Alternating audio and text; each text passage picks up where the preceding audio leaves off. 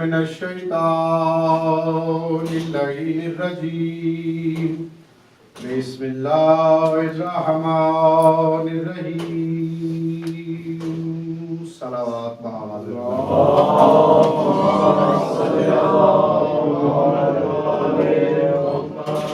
محترم سورہ والضحیٰ سے میں نے ایک مختصر سی آیت تلاوت کا شرف حاصل کیا ہے۔ ارشاد خداوندی ہو رہا ہے اپنے حبیب رسول معظم سے، وَلَا سَوْفَ يُعْطِيكَ رَبُّكَ فَتَرْضَىٰ، میرے حبیب ان قریب ہم آپ کو وہ کچھ عطا کریں گے کہ آپ راضی ہو جائیں گے۔ ان قریب ہم آپ کو وہ کچھ عطا کریں گے کہ آپ راضی ہو جائیں گے۔ اور تفاسیر بھری پڑی ہیں اس بات پر کہ جب مولا سے پوچھا کہ رسول کو آخر کیا عطا ہوا کہ جس پر رسول راضی ہو گئے، بس ہر امام نے یہی کہا کہ جب رسول کو فاطمہ عطا ہوئی رسول راضی ہو۔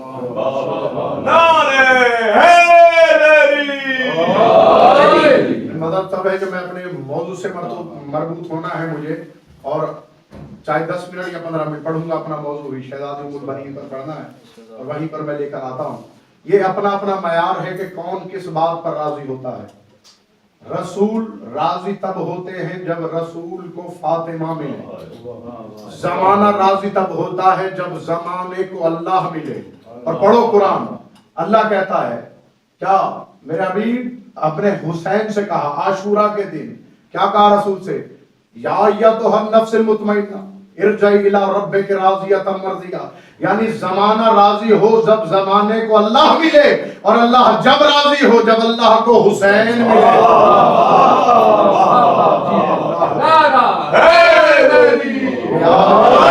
اللہ تب راضی ہوتا ہے جب اللہ کو حسین ملے۔ اور آؤ میں جملہ کہوں، شعبان کی 4 ہے۔ پہلے میں نے آج سے علم کے کپڑے میں ہاتھ ہے، کبھی مجلس کے اندر یہ روایت نہیں پڑھی میں نے، آج پہلی مرتبہ میں پڑھنے لگا ہوں، اور اللہ جانے یہ صاحبان معرفت کو دیکھ کے پڑھنے لگا ہوں، ورنہ کئی دنوں سے میں نے اپنے اندر اس بات کو چھپایا ہوا تھا۔ ہر دفعہ تو میں نے یہ پڑھا ممبر سے، عظمت ممبر کے ساتھ آپ بھی گواہ ہیں، کہ جب امیر المومنین کو 4 شعبان میں عباس کی آمد کی خبر ملی، ممبر چھوڑا اور ضاحکا متبسما کہ علی مسکرائے، علی بہت خوش ہوئے۔ اور آؤ تمہیں بتاؤں، جب عباس نے بظاہر پہلی مرتبہ رحل ام البنین پر اپنے قدم رکھے، اور علی کے اذن، جو اذن نہیں اذن اللہ کی مثل ہے، پتا چلا کہ عباس دنیا میں آ گئے، علی مسکرائے نہیں، علی نے سجدہ کیا۔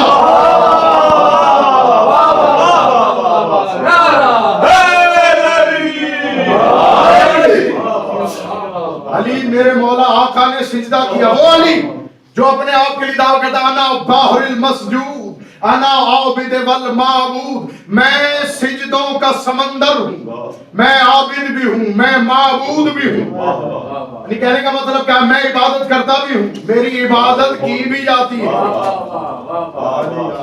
میں کون ہوں جس کی عبادت کی جاتی ہے، اور میں کون ہوں جو عبادت کرتا ہے۔ وہ علی جب خبر ملی کہ عباس دنیا میں آئے ہیں تو علی نے سجدہ کیا، اور آج تک زمانے نے یہی بتایا کہ شہزادی کا لقب جو ام البنین بیٹوں کی ماں ہے۔ صرف یہ ایک وجہ بتائی جاتی ہے، میں نے ایک اور بھی تحقیق کی ڈھونڈوں اور آپ کو بتاؤں گا، آپ کی نظر کروں۔ شہزادی 5 ہجری میں دنیا میں تشریف لائیں، ظہور پذیر ہوئی، اور 64 ہجری میں دنیا سے 10 جمادی ثانی کو شہزادی کا دنیا سے پردہ ہوا۔ شہزادی دنیا میں آئی کیسے؟ شہزادی کے والد کا نام ہے حزام، اور بیوی کی والدہ کا نام ہے سمامہ۔ حزام کے معنی ہوتے ہیں چوڑے سینے والا، عربی میں حزام کے معنی کیا ہے؟ چوڑے سینے والا۔ اور سمامہ کے معنی ہے وہ خوبصورت بیل، وہ خوبصورت پودا جو صرف بلندی کی طرف بڑھتا جائے اور اس میں خوبصورت پھول ہوں، گل ہوں، اسے کہتے ہیں سمامہ۔ یعنی والدہ کا نام سمامہ، باپ کا نام حزام۔ اور جناب حزام نے خواب دیکھا تھا کہ ایک بہت حسین باغ کے اندر سرکار ہیں، تو آسمان سے ایک موتی چلا، چلتے چلتے چلتے جناب حزام کی جھولی میں آیا. جیسے ہی جھولی کو چھوا ساتھ ہی ایک گھوڑ سوار چلتا ہوا آیا اور جناب حزام سے مخاطب ہو کے کیا, اے حزام اس موتی کو ہمیں بیچ دے, اس موتی کو ہمیں بیچ. جناب حزام نے دیکھا اور کہا کہ یہ موتی اس کی تو قیمت ہی نہیں, میں آپ کو کیسے دے دوں. فرمایا اگر ہمیں نہیں بیچا تو ایک شرط پہ اس موتی کو تیری جھولی میں رہنے دیں گے. میں سرکار وہ شرط کیا ہے؟ میں وہ شرط یہ ہے کہ اس موتی سے ایک اور موتی دنیا میں آئے گا. اس موتی سے ایک اور موتی دنیا میں آئے گا اور وہ موتی اس قدر عظیم ہوگا کہ آپ کا نام تا قیامت تک اس کے نام سے روشن رہے گا, اس کے نام سے مشہور رہے گا. تو جناب حزام نے مجھے کہا ایسا کون سا بیٹا ہے جس کی وجہ سے اس کے نانا کا نام اتنا روشن رہے. فرمایا یہ تمہیں آنے والے وقت میں پتا چلے گا. توجہ رہے, ادھر سے یہ خواب نظر آیا, ادھر ایک روز جب بیوی کا ظہور ہو گیا, وقت گزرتا رہا, جناب عقیل ابن ابو طالب سے امیر کائنات نے ایک دن اپنے حجرے میں تشریف فرمائے اور اپنے غلام سے کہا کہ جاؤ بھائی عقیل کو بلا کر لاؤ. تو جناب عقیل جو ہیں وہ عرب کے شجروں کے عالم تھے. امیر المومنین نہیں, ہمارا امام ہے, امام وہ ہوتا ہے جو کسی علم میں بھی کم نہ ہو, لیکن یہاں میرے مولا نے اپنے بھائی کو طلب فرما کے ہمیں درس دیا ہے کہ جو جس شے کا جس علم کا عالم ہو اس سے مشورہ ضرور لیا کرو. ایسا نہیں مولا نے درس دیا, امام ہو کے اپنے بھائی کو بلایا. جناب عقیل آئے اور جناب علی نے کہا بھائی آپ عرب کے شجروں کے عالم ہیں, عرب میں سے میرے لیے ایک رشتہ تلاش کرو. جیسے ہی امیر المومنین نے کہا, اس وقت سن مبارک کیا ہے, زلفیں سفید ہو چکی تھی, ریش اقدس میں بھی سفیدی ظاہر ہو چکی تھی. جناب عقیل نے چہرے کی طرف دیکھا, مسکرائے. اب یہ مسکرانا اللہ کی حجت پر یعنی تمسخر آمیز نہیں, بس اپنے بھائی سمجھ کر مسکرائے. ادھر عقیل مسکرائے, ادھر امیر مومنین کے چہرے پہ جلال آیا. فرمایا عقیل بھائی اللہ کی حجت کی شادیاں کرنا اپنی مرضی سے نہیں ہوتا, اس کی مرضی سے ہوتا ہے. فرمایا تو پھر عالی کیا حکم ہے؟ مایا قبیلہ بنو حزام میں جاؤ, اور قبیلہ بنی قلاب کے نام سے بھی مشہور ہے. بنی حزام اس لیے کا چوڑے سینوں والے, ان کے جتنے بھی مرد تھے وہ چوڑے سینوں والے ہوتے تھے. اور میں نے کتب میں یہ پڑھا ہے جناب عامر جو ان کے جد تھے, ان کے نام تلواروں پہ کندہ کیے جاتے تھے اور انہیں نیزوں سے کھیلنے والے کے نام سے یاد کیا جاتا. توجہ رہے, میں جملہ کہوں, دنیا میں حضرت ابو الفضل عباس کون ہستی ہیں دنیا میں جن کے نانا کا نام تلواروں پہ لکھا جائے, آسمان میں جس کے بابا کا نام تلواروں پہ لکھا جائے. سرکار جناب عقیل چلے. اب مجھے پورا نہیں پڑھنا کہ سرکار کس طرح, میں نے خواب بیان کر رہا ہوں کہ جناب شہزادی کس طرح سے دنیا میں تشریف لائیں, موتی کی صورت میں دنیا میں تشریف لائیں اور امیر المومنین کے گھر میں آئیں. اور میں نے کہا کہ بیوی کا ایک لقب ام البنین ہے. ام البنین بظاہر تو بیٹوں کی ماں, اس کے معنی ہوتا ہے ابن بنو بنی, لیکن جو بیوی کی والدہ ہیں سمامہ, انہیں کس طرح علم ہوا کہ یہ بیٹوں کی ماں بنے گی؟ انہیں کیسے علم ہوا کہ وہ بیٹوں کی ماں بنے گی جو انہوں نے نام رکھ دیا؟ نہیں, جب تحقیق کی تو پتہ چلا بنین کا معنی ایک نہیں, بنین کے ایک معنی عقل کے بھی ہیں. یعنی بیوی نے نام رکھا ام البنین, عقل کی ماں. مجھے عباس سے بڑا کوئی عقل مند دکھاؤ کہ جس پر حسین جیسی حجت بھروسہ کرتی ہو, جس پر سرکار سلطان کربلا جیسی حجت بھروسہ کرتی ہو. ہر وقت ہر کام حسین کے لیے کیا مشکل ہے, وہ حسین جو رسالت کے کاندھوں پہ سوار ہو کر کبھی رسالت کی باغیں ادھر موڑتا ہے کبھی ادھر موڑتا ہے, وہ حسین جو اشارہ کرے جنت سے بچوں کے لیے انار اتروا لیتا ہے, وہی حسین, اسی حسین کے بچے ہر بات پر بھروسہ کرتے ہیں عباس پر. ہر بات میں بھروسہ کس پر ہو رہا ہے؟ جناب ابو الفضل عباس پر. تو شہزادی کی مرتبہ کو سمجھو خدا کے لیے کیا نام دیا, عقل کی ماں, بیٹوں کی ماں. اور امیر المومنین کون ہے؟ اور یہ بھی بتاتے چلوں آپ کی ضیافت ایمانی کے لیے وقت میں پاس بہت تھوڑا ہے کہ شہزادی جب دنیا میں تشریف لائی ہیں تو پہلے ان کے والد نے ان کا نام فاطمہ رکھا. تو اس نام سے یہ ظاہر ہوتا ہے کہ گھرانہ اہل بیت کا محب تھا. گھرانہ اہل بیت کا محب تھا. اور شہزادی کا لقب آپ نے لکھا باب الحوائجہ. یہاں پر شہزادی کا لقب ہے باب الحوائجہ. جن کو نہیں پتا ان کو بتاتا چلو. صرف شہزادی کونین کی زندگی میں ہی کہ بعد نہیں بیوی گھر میں آئی بلکہ زندگی میں بھی شہزادی سیدہ زہرا کی زیارت کے لیے آتی ہے. کیسے گھر میں آتی؟ کیونکہ یہ وہ گھرانہ ہے جو اللہ کے غیب کا وارث ہے, اللہ کے علم غیب کا وارث ہے. جیسے شہزادی گھر میں آتی تمام بنو ہاشم کے قبیلے جتنے بھی عورتیں ہیں تمام کی تمام عورتیں شہزادی کو گھیر لیتی اور شہزادی کا طواف شروع کر دیتی. اور طواف کرتے ہوئے جس طرح خانہ کعبہ کا طواف کرتے ہوئے حاجی کہتے ہیں لبیک اللہم لبیک. خدا کی قسم یہی جملے ہیں. جب اہل حرم طواف کرتے تو کہتے تو بیوی کے لیے کیا کہتے ہیا باؤ بیت الحوائجہ. تو یہی تو باب حوائجہ ہے. باب حوائج باب الحوائجہ سے ہی آتے ہیں. ان کی ماں باب الحوائجہ, اس کا بیٹا باب الحوائج ہوگا. ایسی عظیم ماں کہ جو عباس کی ماں ہے, جو بیٹوں کی ماں کے نام سے مشہور ہوئی, علی کی فصیل کی نگران, بلکہ میں کہوں کل ایمان کا ایمان.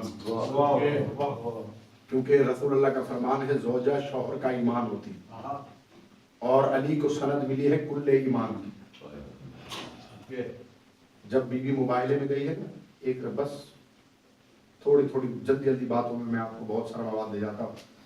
چکی ہوتی ہے, چکی اس کے دو پارٹ ہیں, ٹھیک ہے, اور درمیان میں ایک نیف ہوتی ہے جس کے سبب سے دونوں ایک ہی محور میں گردش کرتے ہیں.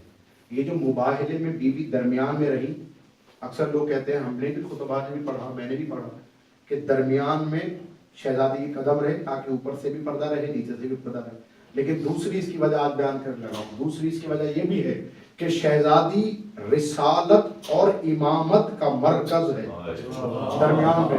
اگر شہزادی نہ ہو نہ رسالت رہے نہ امامت رہے.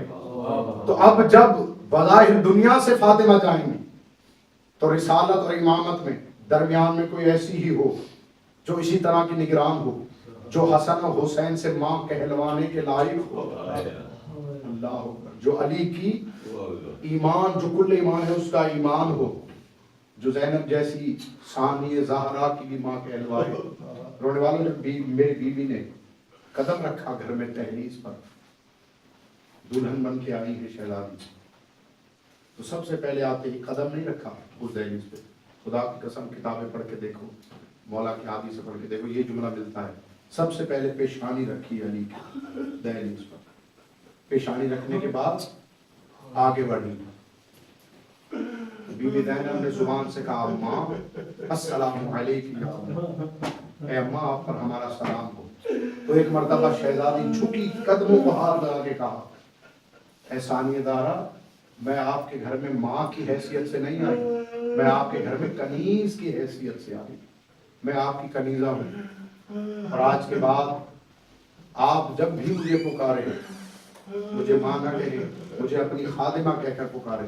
اور یہ لفظ کتابوں میں ملتے ہیں کہ جب امیر المومنین نے میری بیوی کو فاطمہ کہہ کے پکارا تو خدا کی قسم امیر المومنین کو حق زہرا کی قسم دی بیوی اور کہا یا علی آپ مجھے قسم دیں کہ آئندہ آپ فاطمہ کا نام لے کر مجھے نہیں پکاریں گے. امیر المومنین نے پوچھا بیوی کیا بات ہے؟ تو شہزادی نے یہ کہا جب بھی آپ فاطمہ کہتے ہیں اللہ جانے زینب کے دل میں چوٹ لگتی ہو, حسین کا دل دکھتا ہو, حسن کا جگر ٹکڑے ہو جاتا ہو, تو یاری آج کے بعد آپ کو حق زہرا کا واسطہ آپ مجھے فاطمہ کے نام سے نہ پکاریں, آپ مجھے کہنا ہے تو ام المؤمنین کہیے. تو میں اس بات پہ راضی ہوں, اس بات پہ خوش ہوں. اور بولا یہ میری التجا ہے, یہ حکم نہیں ہے. رونے والوں اس گھرانے میں شہزادی آئی, وقت گزرتا گیا. ابو الفضل عباس صحن تطہیر میں آئے, وقت گزرتا گیا. 4 برس کے ہوئے عباس. شہزادی کا طریقہ کار دیکھنا خدا کی قسم. جب 4 برس کے ہو گئے عباس, روزانہ معمول تھا بہنوں کے پاس چلے جاتے، فجر نماز ادا کرتے، ظہر عصر ادا کرتے، مغرب عشاء ادا کرتے، شام کو ماں کے پاس واپس آ جاتے۔ روزانہ کا یہی دستور، روزانہ بالفجر فجر صبح سویرے اٹھتے، بہنوں کے پاس جاتے۔ اور میں نے ایک روایت میں یہ پڑھا، جب عباس چلنے کے قابل ہوئے تو دونوں شہزادیاں ایک طرف سے زینب تھام لیتی اور ایک طرف سے ام کلثوم تھام لیتی، آہستہ آہستہ شہزادے کو چلنا سکھاتی۔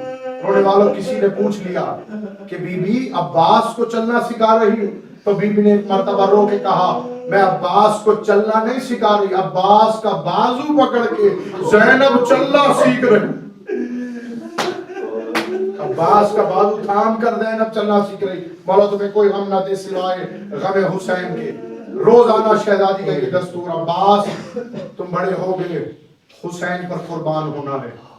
کربلا کے واقعات بتائے جاتے، یہی بتایا جاتا کہ آپ کی اماں زہرا نے آپ پر سلام بھیجے ہیں، آپ کے لیے کرتے سی کر گئی، اور ان کا یہی حکم تھا کہ جب میرا حسین مدینہ چھوڑے تو عباس سے کہنا میرے حسین کے سائے کی طرح ساتھ رہے، زینب کی چادر کا ضامن رہے، بلکہ اس طرح زینب کے ساتھ رہے کہ زینب کی چادر بن کے زینب کے ساتھ رہے۔ رونے والوں کو وقت بھی آ گیا، مدینہ چھوڑنا پڑا شہزادوں کو، شہزادیاں بھی شہزادوں کے ساتھ گئیں، مدینے سے کربلا پہنچے۔ بڑا طویل نہیں کرنا، آخری جملے ہیں میرے، مولا تمہیں کوئی غم نہ دے سوائے غم حسین کے۔ کربلا سے جب قافلہ واپس آنے لگا ہے تو یزید کے لشکر میں سے ایک مومن جس کا نام بشیر ابن جزلم ہے، محب اہل بیت تھا، شاعر تھا، محمد و آل محمد کے لیے شعر بھی کہتا تھا، اس کو ساتھ بھیجا۔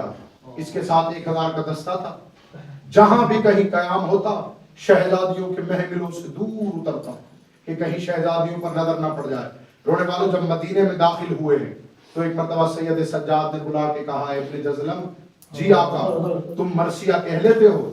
ہاں آقا میں مرثیہ کہہ لیتا ہوں۔ تو جاؤ مدینے میں داخل ہو کے کہو کہ حسین کی دستار کا وارث کربلا سے لٹ کے آیا ہے، آؤ سجاد کو پرسا دو۔ رونے والوں ایک مرتبہ بشیر ابن جزلم مدینے میں داخل ہوا اور یہ کہتا یا اہل یثرب لا مقام لکم، اے اہل یثرب اب مدینہ رہنے کے قابل نہیں رہ گیا، اس لیے کہ مدینے میں اب حسین واپس نہیں آیا، زہرا کا پالا ہوا واپس نہیں آیا۔ رونے والوں یہ خبر کا سننا تھا کہ تمام اہل مدینہ سروں کو پیٹتے ہوئے، ماتم کرتے ہوئے، گریبان چاک کرتے ہوئے سید سجاد کے خیمے کی طرف بڑھے۔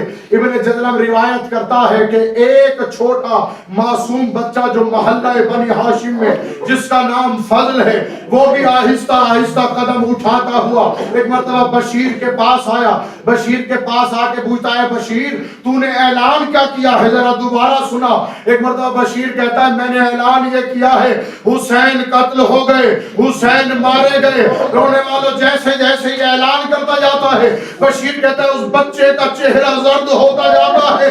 اچانک دوڑا بنو ہاشم کے محلے کی طرف، میں نے دیکھا دور ابھی گیا تھا کہ ایک برقع پوش بی بی نظر آئی، ہاتھ میں عصا ہے، آہستہ آہستہ چلتی ہوئی گھر کے باہر آئی۔ وہ بچہ اس بی بی کے قدموں میں گر کے کہتا ہے دادی دادا حسین کا پرسا قبول کیجئے، یہ جو بھائی آیا ہے یہ کہتا ہے حسین مارے گئے، حسین شہید ہو گئے۔